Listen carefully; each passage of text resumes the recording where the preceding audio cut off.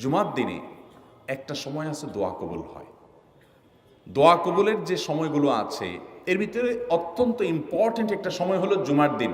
শুক্রবারের একটা সময় সম্পর্কে নবী সাল্লাল্লাহু আলাইহি ওয়াসাল্লাম বলেছেন যে একটা সময় আছে শুক্রবারের, এই সময়ে বান্দা কোনো দোয়া করলে আল্লাহ তাআলা ফিরিয়ে দেন না, কবুল করেন।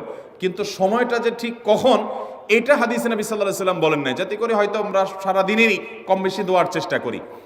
এই বিষয়ে মুহাদ্দিসগণ, হাদিস বিশ্লেষকগণ, পণ্ডিত ওলামা একরামগণ হাদিসের বিভিন্ন আকার ইঙ্গিতকে গবেষণা করে অ্যানালাইসিস করে এক একজন এক এক সময়ের কথা বলেছেন। তবে বেশিরভাগ ইমাম, বেশিরভাগ পণ্ডিত ওলামা একরাম, বেশিরভাগ আপনার ইসলামিক স্কলারগণের বক্তব্য হলো যে এই সময়টা হলো জুমার দিনের শেষ প্রহর, আসরের পর থেকে নিয়ে সূর্য ওঠার আগ পর্যন্ত এই সময়টা। আমাদের আল্লাহর দিকে মনোনিবেশ করতে হবে দোয়ার জন্য বেশি বেশি। তাহলে শুক্রবারে 5 নম্বর আমল হলো বেশি বেশি কি করবো? ইনশাআল্লাহ দোয়া, বেশি বেশি দোয়া করবেন, উঠতে বসতে চলতে ফিরতে। বিশেষভাবে সূর্য ডুবার আগের যে সময়টা শুক্রবার, অর্থাৎ দিনের শেষ সময়টা, বিশেষভাবে আল্লাহ তাআলার কাছে দোয়া করব। ঠিক আছে তো ইনশাআল্লাহ? কয়টা আমল বললাম? আমল করবো তো ইনশাআল্লাহ? মনে থাকবো তো ইনশাআল্লাহ?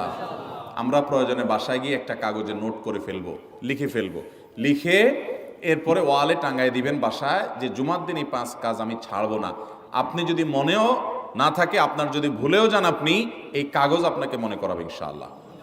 বাসায় ফ্যামিলির লোকদের সাথে শেয়ার করবেন। জুমার দিন হুজুর বলেছেন, আমি একটু আমার মন থেকে বলিনি, এগুলো সব কোরআন হাদিসের কথা বলেছি আপনাদেরকে। কোরআন হাদিসের আলোকে 5টা আমলের কথা বলেছেন, বিশেষভাবে জুমার দিন আমি 5টা আমল করবই করব। ভাইরা আমার, প্রত্যেক জুমার দিন যদি আপনি একটু ইমানের রিচার্জ করেন, ইনশাআল্লাহ সারা সপ্তাহ আপনার জন্য সেটা উপকারে আসবে। চেষ্টা করবো তো ইনশাআল্লাহ?